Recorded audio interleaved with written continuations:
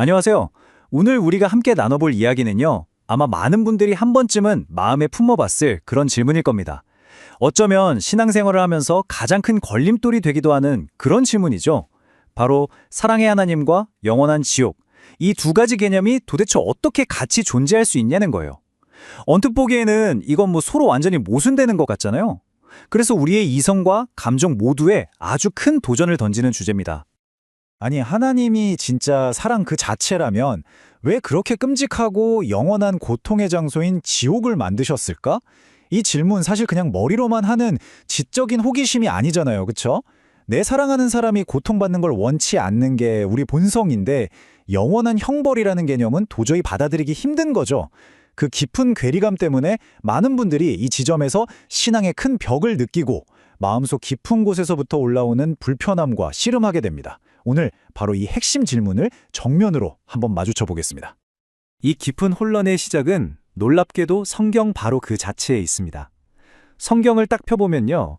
한쪽에서는 요한일서 4장 8절을 통해 너무나도 분명하게 선포해요. 하나님은 사랑이시다.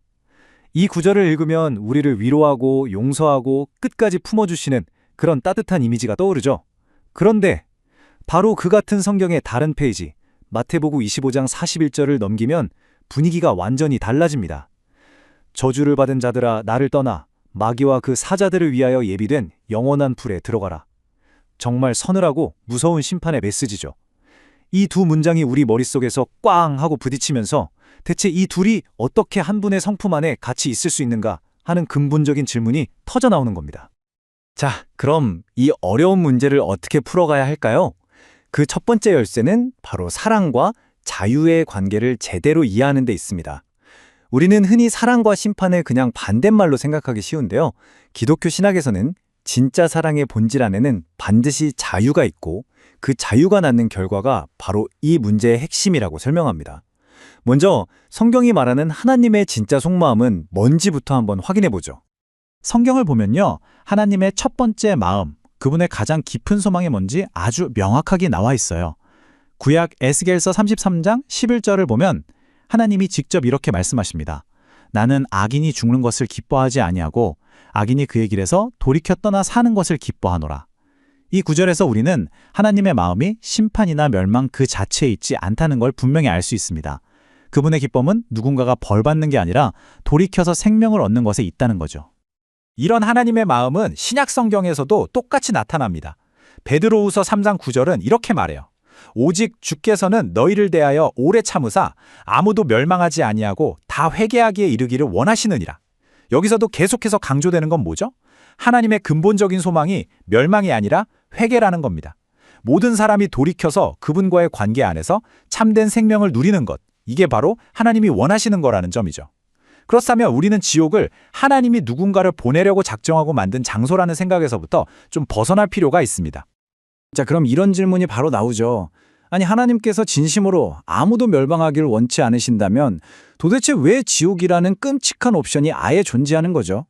모든 사람이 생명 얻기를 원하시면 그냥 지옥 자체를 없애버리면 되는 거 아니에요? 이 모순처럼 보이는 지점, 어떻게 이해해야 할까요? 여기서 우리는 사랑이라는 단어의 진짜 의미를 아주 깊이 생각해 봐야 합니다. 여러분, 진짜 사랑이라는 게 강요할 수 있는 걸까요? 만약에 부모가 자녀에게 나를 사랑해, 안 그러면 넌 끝이야 라고 협박한다면 그건 사랑이 아니죠. 그건 통제일 뿐입니다. 누군가에게 총을 겨누고 날 사랑한다고 말해 라고 강요해서 얻어낸 고백에 무슨 진심이 있겠어요? 그건 사랑의 표현이 아니라 그냥 살아남기 위한 복종일 뿐이죠. 진정한 사랑, 진짜 관계에는 반드시 상대방의 자유로운 선택, 즉 자유의지가 있어야만 합니다.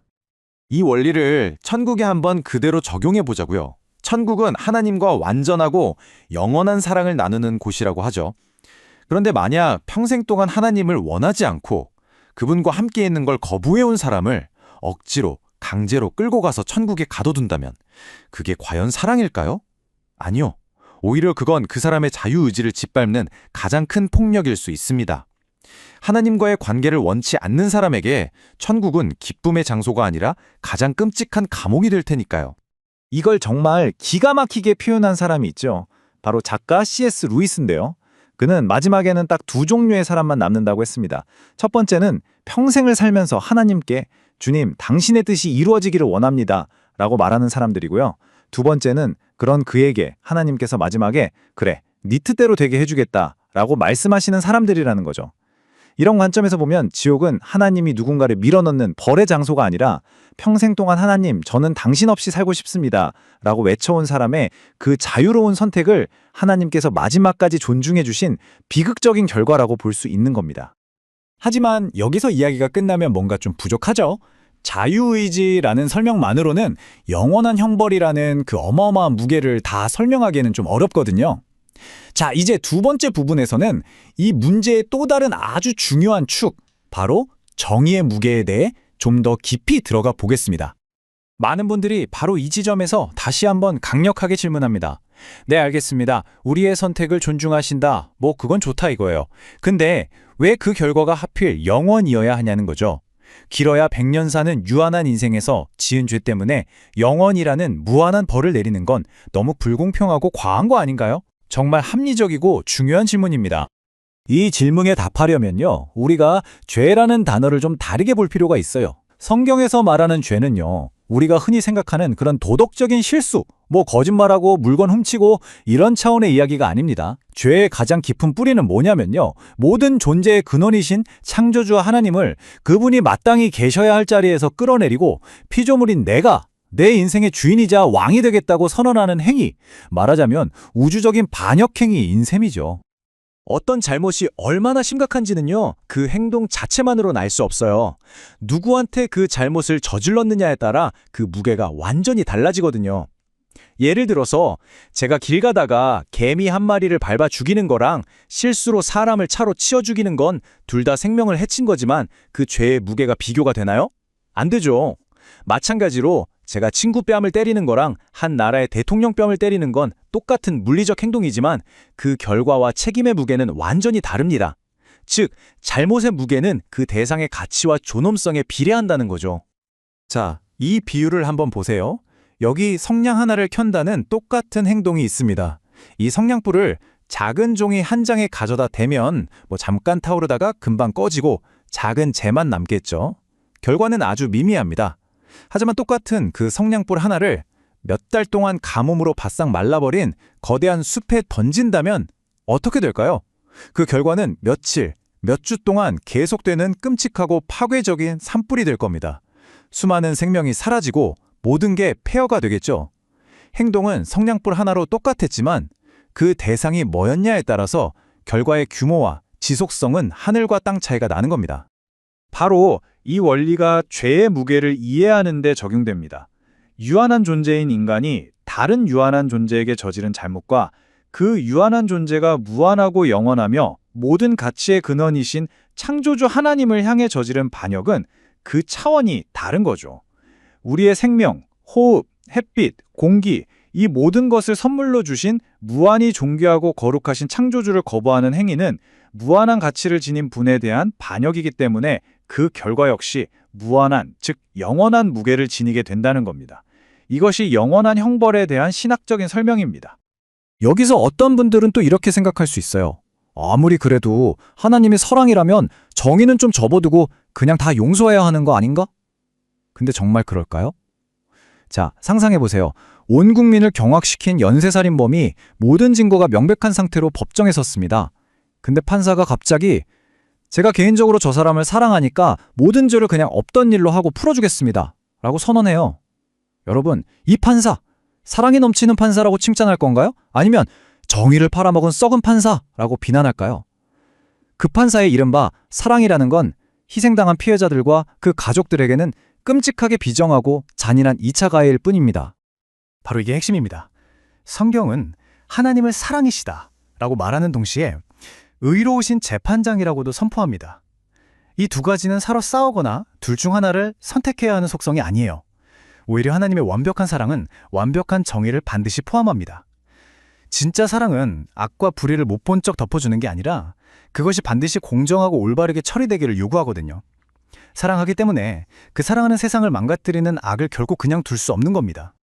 자, 그럼 이 팽팽한 긴장감, 모든 사람을 구원하고 싶어 하시는 하나님의 무한한 사랑과 죄를 결코 그냥 넘어가지 않으시는 그분의 엄중한 공의, 이 둘은 대체 어떻게 만날 수 있을까요?